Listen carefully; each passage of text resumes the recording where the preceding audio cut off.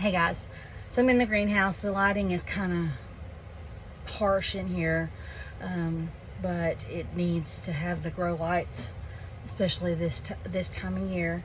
So today what I'm doing is I'm just starting some seeds, and the seeds that I'm starting are some mostly leafy plants, and then also some peas.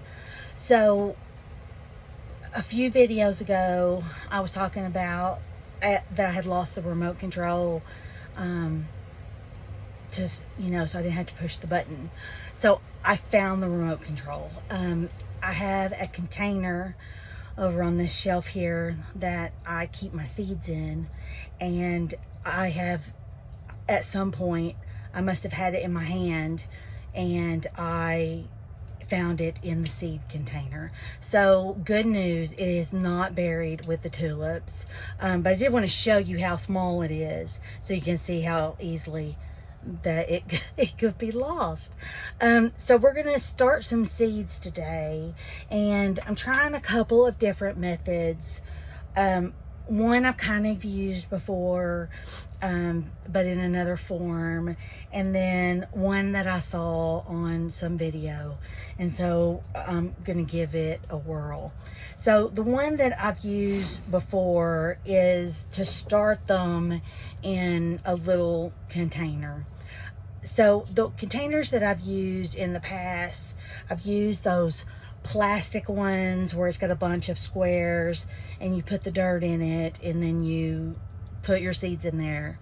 The problem with those was it was very hard to get them out of the plastic deals without disturbing maybe some that weren't ready to come out yet. And maybe that's, how I put them in there timing wise. I think I did it alphabetically, so it wasn't the best of plans, but it was just hard to get them out, and I found that they didn't do super well. And also sometimes the roots would get intermingled with one that was next to it, and anyway, I just wasn't super successful with that methodology.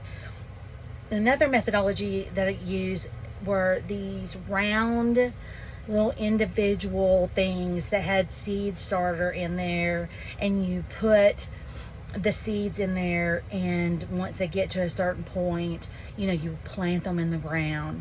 And we did okay with that methodology, but I just didn't feel like it was enough of a seed starter mix really to get it where it could really get a good start. So this year I found these paper individual pots. So you've got more dirt in here than what you would have in those little individual things, but they are individual, and so that way you don't have to disturb the other plants when you're trying to get them out. And I was also, you can write on the outside of them so you can see what you have here. The new methodology that I am trying this year is the snail method. So basically you take some fabric, lay it down. I did all this earlier and it was a mess, so I didn't want to show you guys that, but just trust me, it was a mess.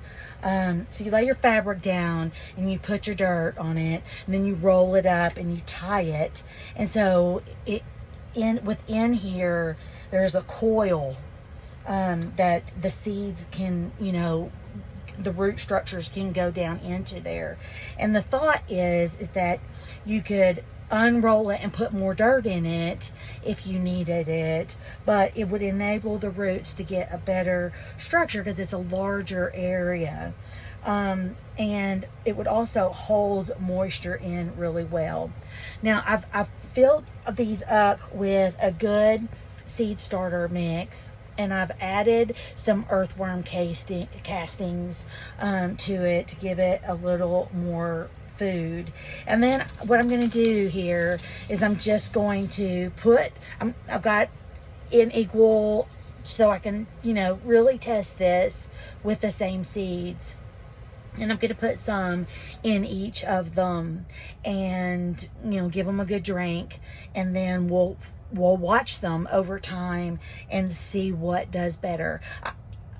Given the amount of seed starter that you had to use to do these, I might make these be a little shorter the next round that I do. I think maybe I made them too tall, but it was the first time I did it, so we'll see.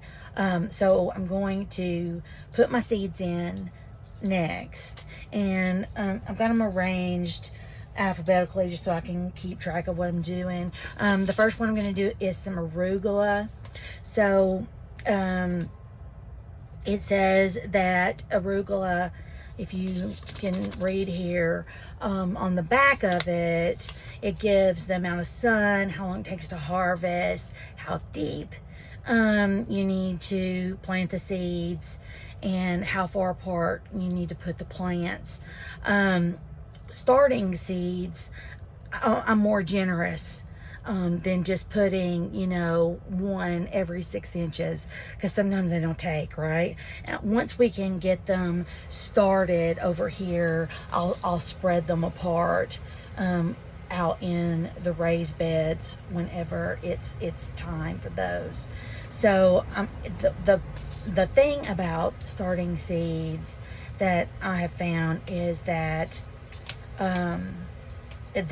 some of these seeds are very small, and a 1/4 of an inch deep is very shallow.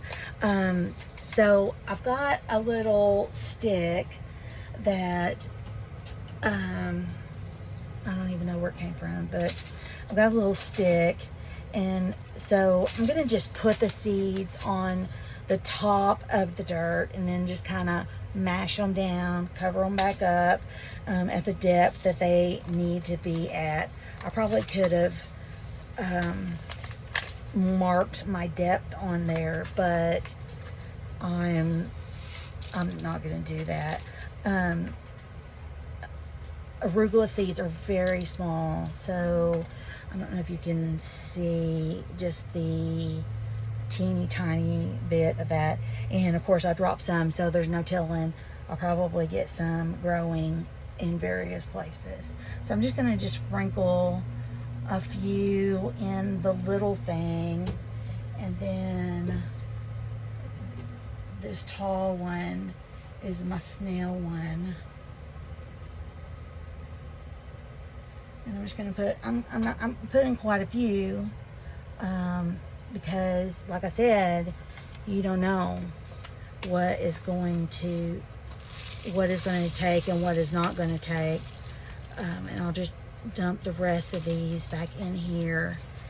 And luckily, I might be able to get 2 grows out of this pack. So we will see. So I'm just going to take my little stick. I'm just going to show you how I do, because I mean, a 1/4 of an inch is not very far. So I just kind of, mash them in just a bit. Make sure that they're covered up with dirt.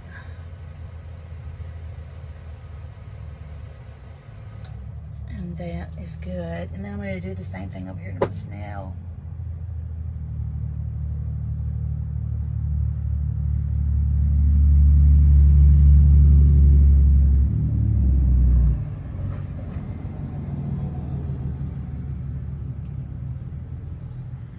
And I'll give everything a good drink at the end.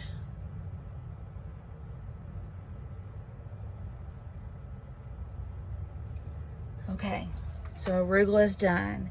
The next one up is never enough storage. Okay, so I've got them all planted. They're in their little spots. They've had a good drink. So now we will watch them. I've got a bunch of other seeds that I'm going to be starting, but I'm not going to show you every little thing. That's just too much. But we'll check them out from time to time, different things, and see what we can do. Okay. All right. Thanks, guys.